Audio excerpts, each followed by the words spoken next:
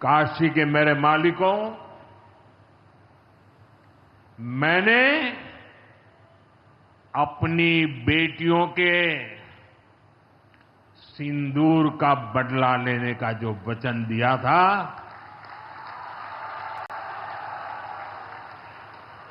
वो भी पूरा हुआ है। ये महादेव के आशीर्वाद से ही संभव हुआ है। मैं ऑपरेशन सिंदूर की सफलता को उनके चरणों में समर्पित करता हूं।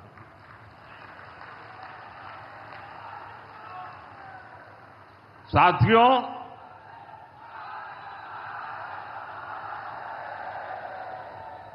इन दिनों जब काशी में गंगा जल लेकर जाते हुए शिव भक्तों की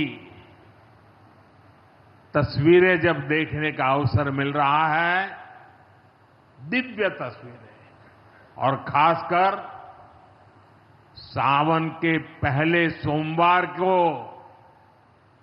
जब हमारे यादव बंधु बाबा का जलाभिषेक करने निकलते थे, गौरी केदारेश्वर से कंधे पर गंगा जल लेकर यादव बंधुओं का समूह, कितना मनोरम दृश्य होता है।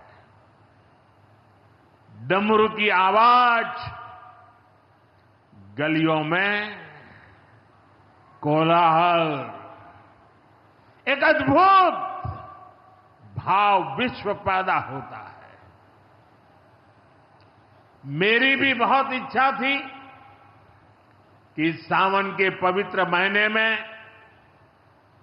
बाबा विश्वनाथ और मार्कंडेय महादेव के दर्शन करूं, लेकिन मेरे वहां जाने से महादेव के भक्तों को असुविधा न हो, उनके दर्शन में बाधा न पड़े, इसलिए मैं आज यहीं से भोलेनाथ और मां गंगा को प्रणाम कर रहा हूं।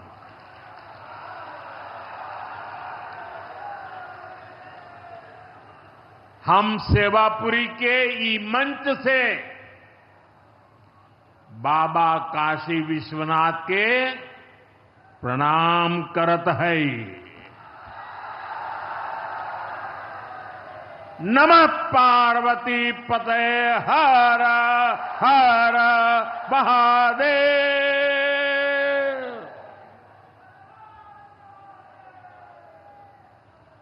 साथियों, कुछ दिनों पहले मैं तमिलनाडु में था। मैं वहां 1000 साल पुराने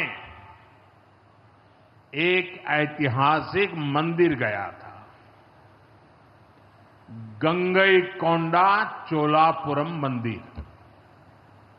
ये मंदिर देश की शैव परंपरा का एक प्राचीन केंद्र है।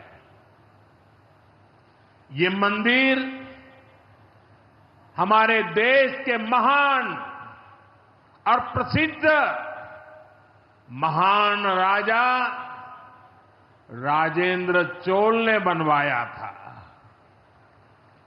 राजेंद्र चोल ने उत्तर भारत से गंगा जल मंगवाकर उत्तर को दक्षिण से जोड़ा था।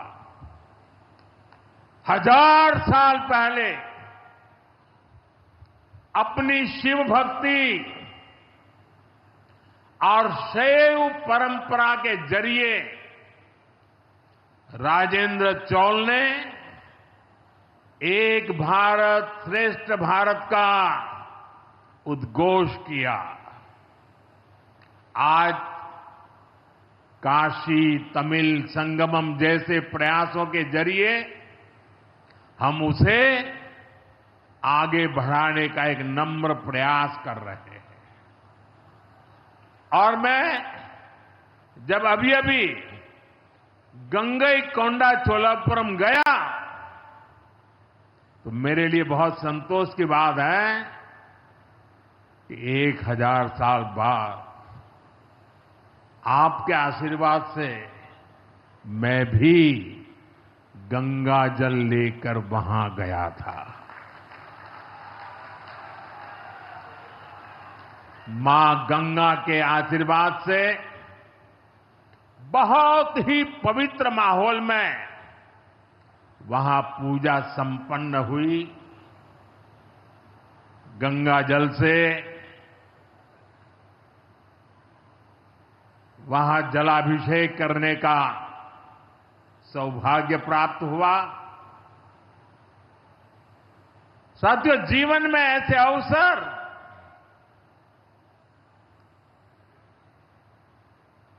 बहुत प्रेरणा देते हैं। देश की एकता की हर बात नई चेतना जगा देती है और तभी तो ऑपरेशन सिंदूर सफल होता है।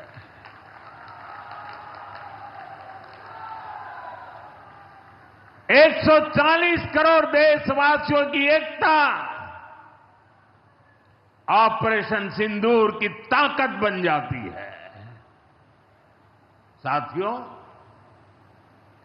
ऑपरेशन सिंदूर जवानों के पराक्रम का वो पल और आज किसानों को प्रणाम करने का अवसर।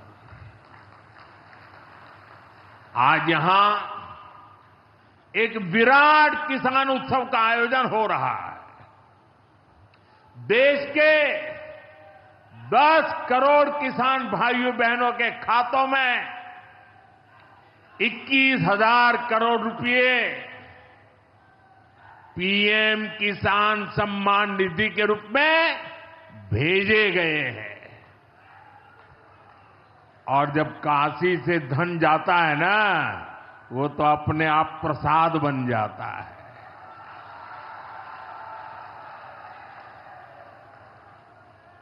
₹21,000 करोड़ रुपया किसानों के खाते में जमा।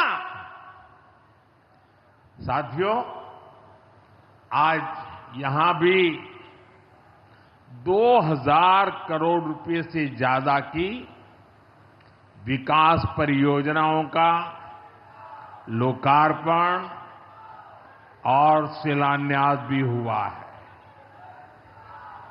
बाबा के आशीर्वाद से काशी में विकास की अविरल धारा मां गंगा के साथ साथ आगे बढ़ रही है। मैं आप सभी को, देश के किसानों को बहुत बहुत बधाई देता हूं। अभी कुछ ही दिन पहले काशी में सांसद टूरिस्ट गाइड प्रतियोगिता भी आयोजित की गई थी। यानी स्पर्धा के द्वारा स्किल डेवलपमेंट, स्वयं प्रयास से स्किल डेवलपमेंट, उसके अनेक प्रयोग आज काशी की भूमि में हो रहे हैं। आने वाले दिनों में काशी सांसद फोटोग्राफी प्रतियोगिता, सांसद रोजगार मेला समेत कई और आयोजन भी होने वाले हैं। मैं यहां सरकार के सभी मुलाजिमों को, सरकार के सभी अधिकारियों को भी सार्वजनिक रूप से बहुत बहुत बधाई देता हूं, ताकि वे जनभागीदारी से युवा पीढ़ी को जोड़ करके ऐसे अद्भुत कार्यक्रमों की रचना करते हैं और सफलतापूर्वक उसको आगे बढ़ाते हैं। इस काम में जुड़े हुए सभी अधिकारी भी बहुत बहुत बधाई के पात्र हैं। जो ये प्रतियोगिता में हिस्सा ले रहे हैं, उनको भी मेरी बहुत बहुत शुभकामनाएं हैं। साथियों, हमारी सरकार निरंतर किसानों की खुशहाली के लिए काम कर रही है। पहले की सरकारों में किसानों के नाम पर हुई एक घोषणा भी पूरी होना मुश्किल होता था, लेकिन भाजपा सरकार जो कहती है वो करके दिखाती है। आज पीएम किसान सम्मान निधि सरकार के पक्के इरादों का उदाहरण बन चुकी है। भाइयों बहनों, आपको याद होगा 2019 में जब पीएम किसान सम्मान निधि शुरू हुई थी, तब सपा, कांग्रेस जैसे विकास विरोधी लोग, विकास विरोधी दल कैसी कैसी अफवाहें फैला रहे थे, लोगों को गुमराह कर रहे थे, किसानों को उलझन में डालते थे। कोई कहता था मोदी भले योजना लाया, लेकिन 2019 का चुनाव जाएगा, ये सब बंद हो जाएगा। इतना ही नहीं, मोदी ने जो पैसा अभी जमा किया है ना, वो भी वापस निकाल देगा। कैसा झूठ बोलते हैं। और यही देश का दुर्भाग्य है कि निराशा की गर्त में डूबा हुआ विरोधी मानसिकता वाले लोग ऐसी ही झूठी सच्चाई को लेकर के जी रहे हैं। ये सिर्फ किसानों से, देश के लोगों से झूठ बोल सकते हैं। आप मुझे बताइए, क्या इतने वर्षों में कभी एक भी किस्त बंद हुई क्या? पीएम किसान सम्मान निधि बिना ब्रेक के जारी है। आज तक 4.25 लाख करोड़ रुपए, आंकड़ा याद रखना, 4.25 लाख करोड़ रुपए किसानों के खाते में भेजे जा चुके हैं। जरा आप मेरे साथ बोलेंगे कितने? 4.25 लाख करोड़। कितने? कितने? कितने? और ये 4.25 लाख करोड़ इतने रुपये किसके खाते में जमा किए? किसके खाते में जमा किए? मेरे किसान भाई बहनों के खाते में जमा किए। यहां यूपी के भी करीब 2.5 करोड़ किसानों को इसका लाभ मिला है। यूपी में किसानों को इस योजना के 90,000 करोड़ रुपए से ज्यादा भेजे गए हैं। इतना ही नहीं, मेरी काशी के किसानों को भी करीब करीब 900 करोड़ रुपए मिले हैं।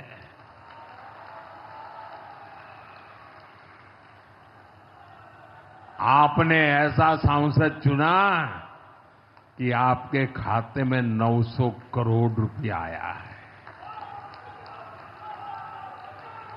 और इससे बड़ी बात,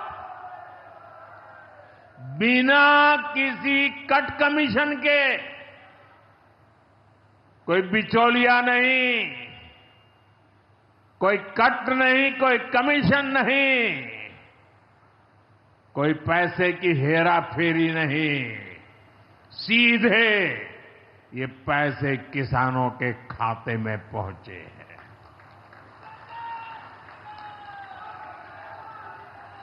और मोदी ने ये परमानेंट व्यवस्था बना दी है। ना लीकेज होगी, न गरीब का हक छीना जाएगा। साथियों, मोदी के विकास का मंत्र है, जो जितना पिछड़ा उसे उतनी ज्यादा प्राथमिकता। जो जितना पिछड़ा उसे ज्यादा प्राथमिकता। इस महीने केंद्र सरकार ने एक और बड़ी योजना को मंजूरी दी है। इसका नाम है प्रधानमंत्री धन धान्य कृषि योजना। इस योजना पर 24,000 करोड़ रुपए किसानों के कल्याण के लिए, कृषि व्यवस्था के लिए, कृषि विकास के लिए 24,000 करोड़ रुपए खर्च किए जाएंगे। देश के ऐसे जिले जो पिछली सरकारों की गलत नीतियों के कारण विकास की राह में पिछड़ गए, पिछड़े रह गए, जो कृषि उत्पादन भी कम हो रहा है, जहां किसानों की आमदनी भी कम है, अरे कोई पूछने वाला नहीं था, उन जिलों पर प्रधानमंत्री धन धान्य कृषि योजना का फोकस होगा। इससे यूपी के भी लाखों किसानों को फायदा होगा। साथियों, किसानों के जीवन में बदलाव के लिए, उनकी आय बढ़ाने के लिए, खेती पर होने वाला खर्च कम करने के लिए एनडीए सरकार पूरी शक्ति से काम कर रही है, पूरी ताकत लगा रही है। हम बीज से बाजार तक किसानों के साथ खड़े हैं। खेतों तक पानी पहुंचे, इसके लिए देश में लाखों करोड़ रुपए की सिंचाई योजना चलाई जा रही है। साथियों, किसानों के सामने एक बड़ी चुनौती मौसम की होती रही है। कभी ज्यादा बारिश हो गई, कभी ओला गिर गया, पाला पड़ गया। किसानों को इससे सुरक्षा देने के लिए पीएम फसल बीमा योजना शुरू हुई। इस योजना के तहत, यह आंकड़ा भी याद रखिए, इस बीमा योजना के तहत अब तक 2.25 लाख करोड़ रुपए, 2.25 लाख करोड़ रुपए से ज्यादा का क्लेम किसानों को दिया जा चुका है। बीमा के माध्यम से 2.25 लाख करोड़ रुपया। कितना बताएंगे? कितना? 2.25 लाख करोड़ रुपया। साथियों, हमारी सरकार यह भी सुनिश्चित कर रही है कि आपको आपकी फसल की सही कीमत मिले। इसके लिए फसलों की एमएसपी में रिकॉर्ड वृद्धि हुई है। धान और गेहूं जैसी प्रमुख फसलों की एमएसपी भी बढ़ाई गई है। आपकी उपज सुरक्षित रहे, इसलिए सरकार देश में हजारों नए गोदाम भी बनवा रही है। भाइयों बहनों, हमारा जोर कृषि अर्थव्यवस्था में महिलाओं की भागीदारी बढ़ाने पर भी है। हम लखपति दीदी अभियान चला रहे हैं। हमारा लक्ष्य देश में 3 करोड़ लखपति दीदी बनाने का है। 3 करोड़ लखपति दीदी। ये सपा वाले तो ये आंकड़ा सुनकर के ही साइकिल लेके भाग जाएंगे। अब तक 1.5 करोड़ से ज्यादा लखपति दीदी भी बन चुकी है। 3 करोड़ का लक्ष्य में से आधा काम पूरा कर लिया। 1.5 करोड़ गांव में काम करने वाली गरीब परिवार की, किसान परिवार की हमारी बहनें, 1.5 करोड़ बहनें लखपति दीदी बन जाए, ये बहुत बड़ा काम हो रहा है। सरकार के ड्रोन दीदी अभियान ने भी लाखों बहनों की आय बढ़ाई है। साथियों, हमारी सरकार कृषि से जुड़ी आधुनिक रिसर्च को खेतों तक पहुंचाने में भी जुटी है।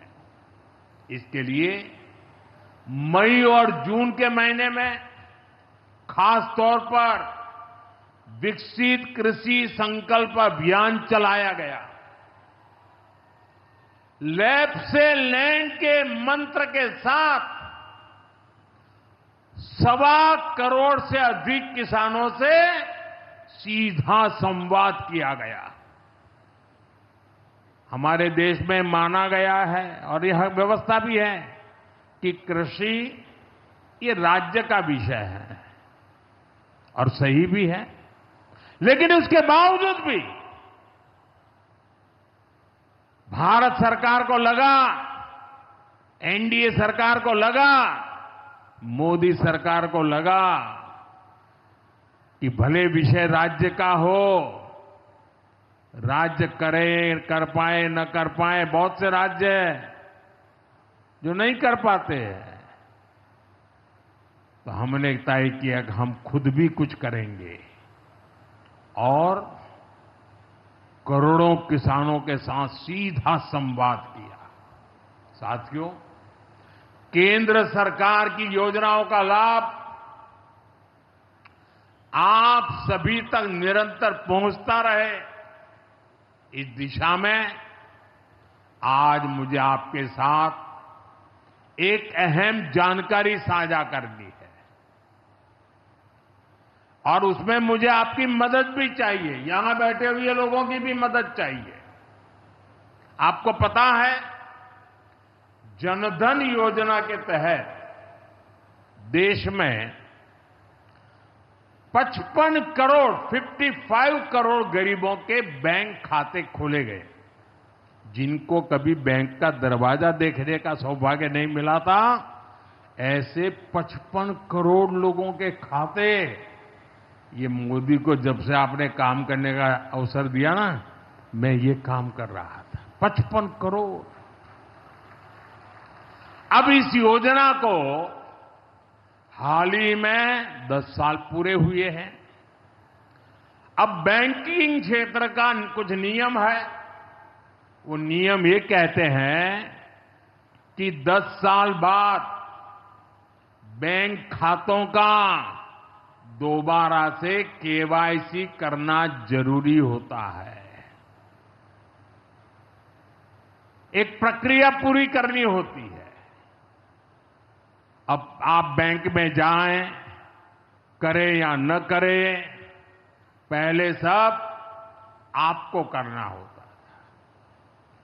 अब मैंने थोड़ा आपका भार कम करने का बीड़ा उठाया है, तो मैंने बैंक वालों से कहा कि लोग आएं, केवाईसी करें, अच्छी बात है।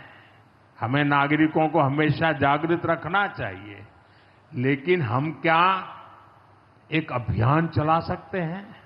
मैं आज रिजर्व बैंक का, हमारे देश की सभी बैंकों का, बैंक के सभी कर्ता धर्ताओं का हृदय से अभिनंदन करना चाहता हूं। आज उन्होंने एक ऐसा काम उठाया है जो हमें गर्व से भर देता है। बैंक के लोग इस 10 करोड़ लोगों को, अरे 10 साल के बाद ये 55 करोड़ लोग अपना फिर से रिव्यू करें, इसलिए केवाईसी जो करना है, इस काम को पूरा करने के लिए 1 जुलाई से देश भर में बहुत बड़ा अभियान चल रहा है। हमारे बैंक स्वयं हर ग्राम पंचायत तक पहुंच रहे हैं, वहां पर जाकर के मेला लगाते हैं। अब तक ऐसी करीब 1 लाख ग्राम पंचायत में बैंक अपने कैंप, अपना मेला लगा चुके हैं। लाखों लोगों ने दोबारा अपना केवाईसी भी करा लिया है और ये अभियान आगे भी चलने वाला है। मैं ऐसे हर साथी जिसका जनधन खाता है उससे आग्रह करूंगा कि वो फिर से अपना केवाईसी जरूर करा ले। साथियों, ग्राम पंचायतों में बैंक जो स्पेशल कैंप लगा रहे हैं, अभी भी लाखों पंचायतों का काम जारी है। मैं समझता हूं कि इन कैंप का फायदा उठाना चाहिए और उसके कई फायदे हैं। एक और फायदा भी है, इन कैंपों में प्रधानमंत्री सुरक्षा बीमा योजना, प्रधानमंत्री जीवन ज्योति बीमा योजना, अटल पेंशन योजना, ऐसी अनेक योजनाओं का रजिस्ट्रेशन भी हो रहा है। और ये बीमा तो ऐसा है कि एक चाय के खर्चे से भी कम खर्चा लग जाता है। ये योजनाएं आपकी बहुत मदद करती है। इसलिए बैंकों ने जो जितना बड़ा अभियान चलाया है, आप इसका बहुत फायदा लीजिए। पूरे देश के लोगों से मैं कहता हूं, आप इन कैंपों में जरूर जाइए। अब अगर आप अब तक इन योजनाओं से नहीं जुड़े हैं तो उनके लिए रजिस्ट्रेशन करवाइए और अपने जनधन खाते का केवाईसी भी कराइए। मैं भाजपा के और एनडीए के सभी प्रतिनिधियों से कहूंगा कि वो ज्यादा से ज्यादा लोगों को इस अभियान के प्रति जागरूक करें। बैंकों से बात करें कब कैंप कहां लगने वाला है, वो क्या मदद हम कर सकते हैं। हम सामने से होकर बैंकों के इतने बड़े काम में हाथ बटाएं, उनको मदद करें और ज्यादा से ज्यादा लोगों को, जहां भी कैंप लगता है उस इलाके के लोगों को इस अभियान से जोड़े। साथियों, आज महादेव की नगरी में विकास और जन कल्याण के इतने काम हुए। शिव का अर्थ ही होता है, शिव का मतलब ही है कल्याण। लेकिन शिव का एक रूप और भी है। शिव का एक रूप तो कल्याण है, शिव का दूसरा रूप है रुद्र रूप। सामने जब आतंक और अन्याय होता है, तब हमारे महादेव रुद्र रूप धारण करते हैं। ऑपरेशन सिंदूर के दौरान दुनिया ने भारत का यही रूप देखा है। भारत पर जो वार करेगा वो पाताल में भी नहीं बचेगा।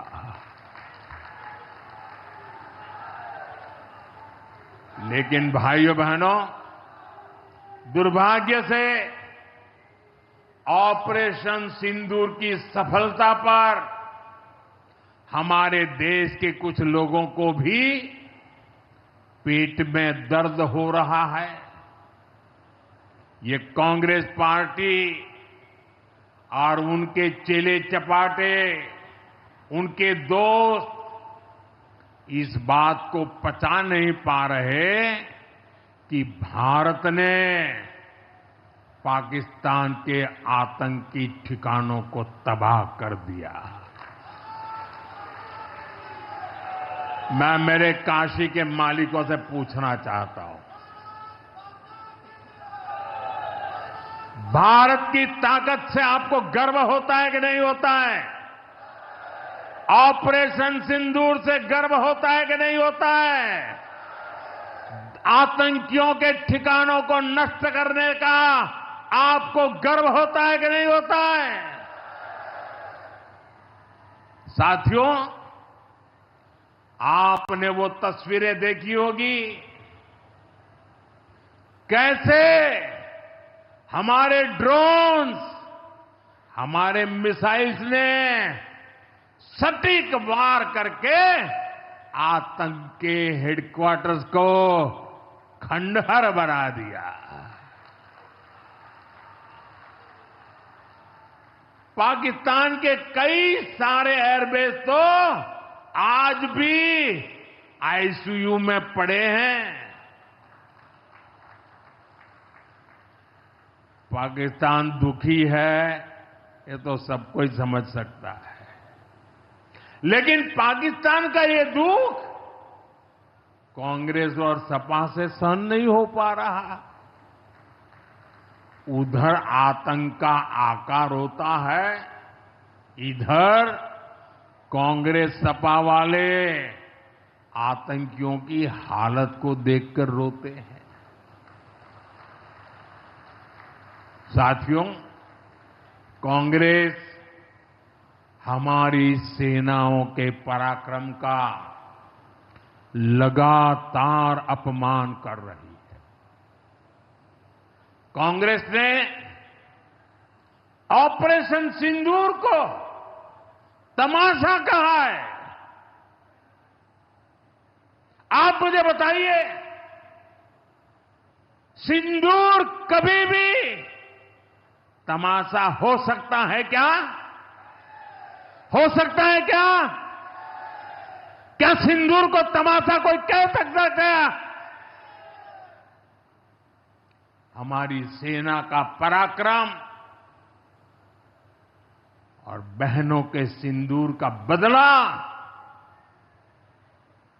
तमाशा कहने की ये हिम्मत, ये निर्लज्जता, भाइयों बहनों, वोट बैंक और तुष्टीकरण की इस राजनीति में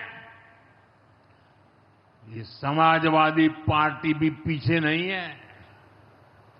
ये सपा के नेता संसद में कह रहे थे, पहलगाम के आतंकवादियों को अभी क्यों मारा? अब बताइए, क्या उनको पूछ फोन करूं क्या? सपा वालों को मारूं क्या ना मारूं?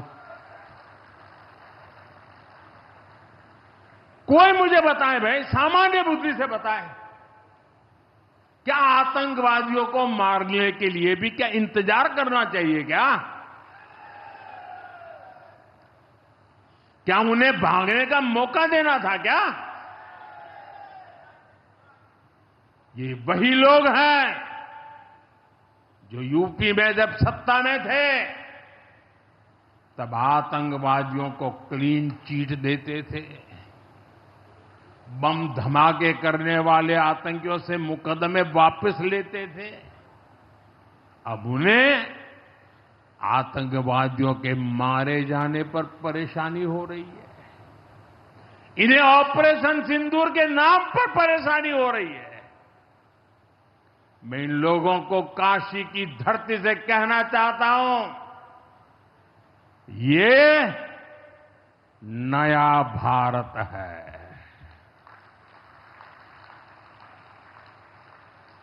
ये नया भारत भोलेनाथ को भी पूजता है और देश के दुश्मनों के सामने काल भैरव भी बन जाता है। साथियों, ऑपरेशन सिंदूर के दौरान भारत के स्वदेशी हथियारों की ताकत पूरी दुनिया ने देखी है। हमारे एयर डिफेंस सिस्टम, हमारी स्वदेशी मिसाइलें, स्वदेशी ड्रोन्स, इन्होंने आत्मनिर्भर भारत की ताकत को साबित किया है।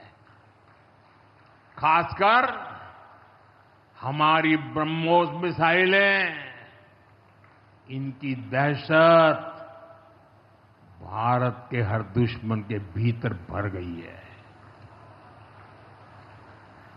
पाकिस्तान में कहीं यूं ही ब्रह्मोस आवाज आ जाए ना तो नींद नहीं आती। मेरे प्यारे भाई बहनों, मैं यूपी का सांसद हूं। यूपी के सांसद के नाते मुझे खुशी है कि वो ब्रह्मोस मिसाइलें हमारे यूपी में भी बनेगी।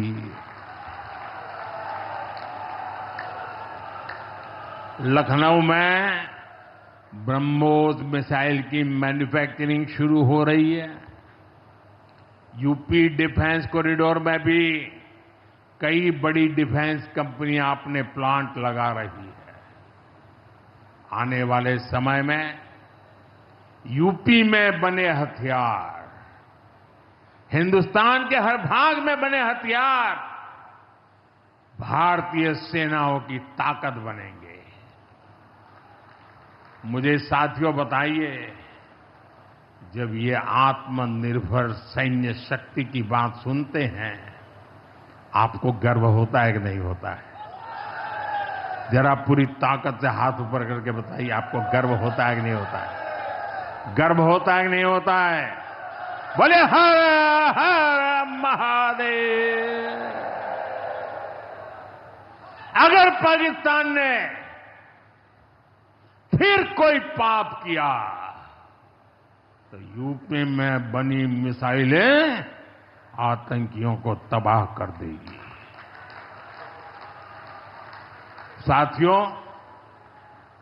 आज यूपी इतनी तेज गति से औद्योगिक विकास कर रहा है। देश और दुनिया की बड़ी बड़ी कंपनियां यहां निवेश कर रही हैं। इसके पीछे भाजपा सरकार की विकासपरक नीतियों की बड़ी भूमिका है। सपा के समय में यूपी में अपराधी बेखौफ थे और निवेशक यहां आने से भी डरते थे, लेकिन भाजपा की सरकार में अपराधी में खौफ है और निवेशक यूपी के भविष्य में भरोसा देख रहे हैं।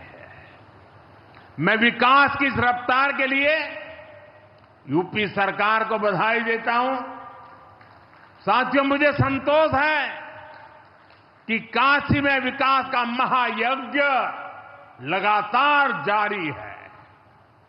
आज शुरू हुए रेल ओवरब्रिज, जल जीवन मिशन से जुड़े प्रोजेक्ट, काशी के स्कूलों का नवनिर्माण कार्य, होम्योपैथिक कॉलेज का निर्माण, मुंशी प्रेमचंद की विरासत को सहेजना, ये सारे काम भव्य काशी, दिव्य काशी, समृद्ध काशी और मेरी काशी के निर्माण को गति देंगे। यहां सेवापुरी में आना भी सौभाग्य से ही होता है। ये मां कालका देवी की ड्योढ़ी है। मैं यहां से मां कालका के चरणों में वंदन करता हूं। मुझे खुशी है कि मां कालका धाम का हमारी सरकार ने सुंदरीकरण कर उसे और भव्य बना दिया है। मंदिर तक आना जाना भी आसान हो गया है। सेवापुरी का इतिहास क्रांति का इतिहास रहा है। स्वतंत्रता संग्राम में यहां के अनेकों लोगों ने भागीदारी की थी। यही वो सेवापुरी है जहां महात्मा गांधी की कल्पना साकार हुई। यहां घर घर महिला पुरुष के हाथों में चरखा हुआ करता था। और सहयोग देखिए, अब चांदपुर से भदोई रोड जैसे प्रोजेक्ट से काशी के बुनकरों के साथ भदोही के बुनकर भी जुड़ रहे हैं। इसका लाभ बनारसी सिल्क के बुनकरों को भी होगा और भदोही के कारीगरों को भी होगा। साथियों, काशी बौद्धिक जनों की नगरी है। आज जब हम आर्थिक प्रगति की बात कर रहे हैं तो मैं आपका ध्यान वैश्विक हालातों पर भी ले जाना चाहता हूं।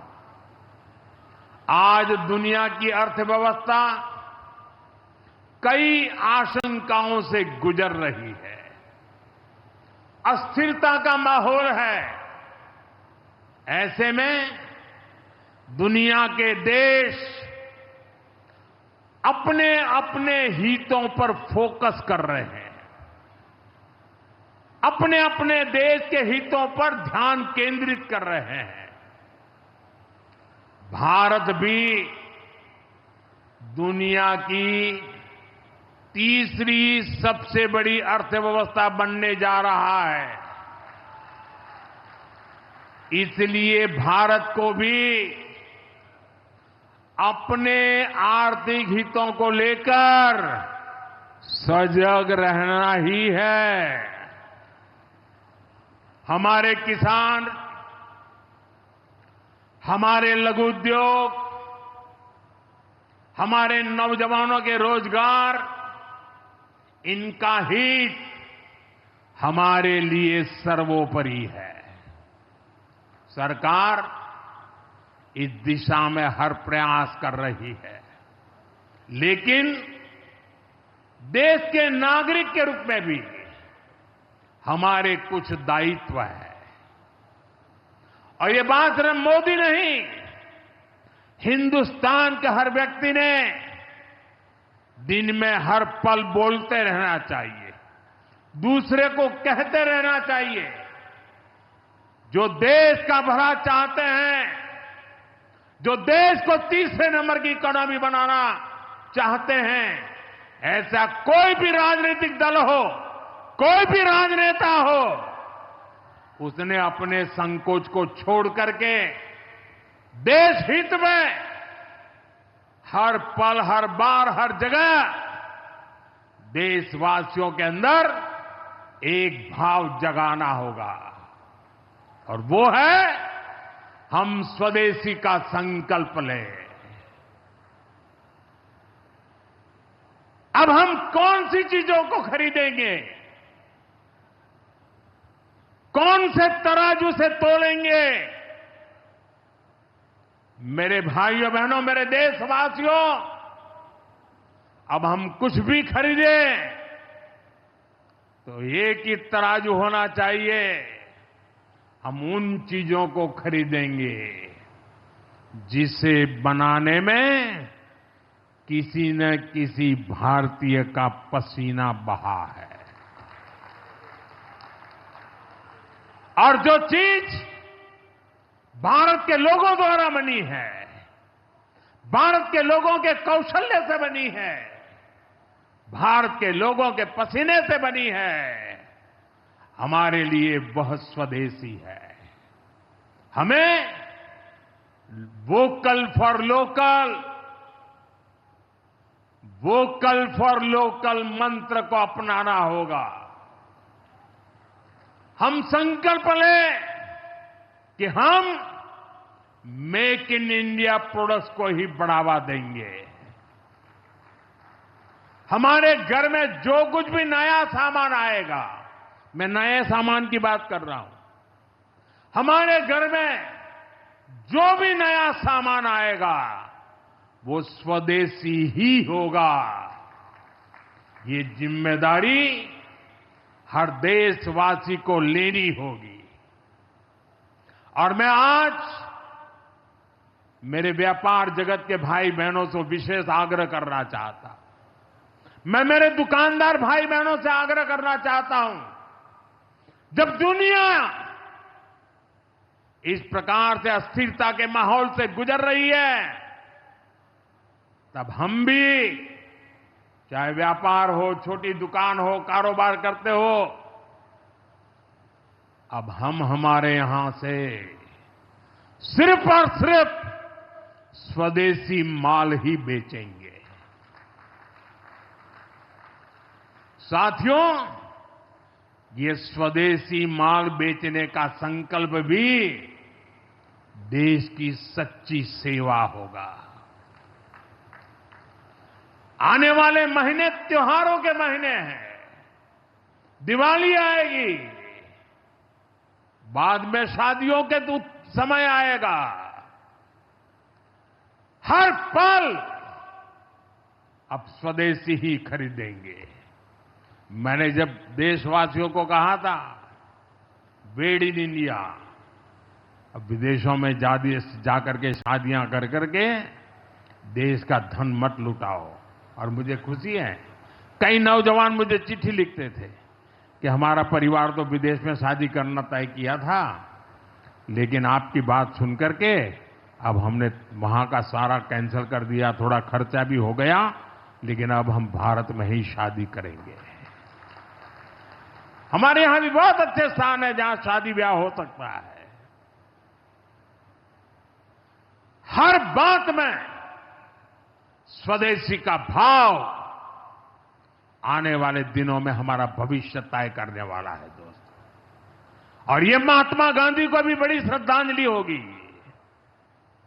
साथियों, सबके प्रयास से ही विकसित भारत का सपना पूरा होगा।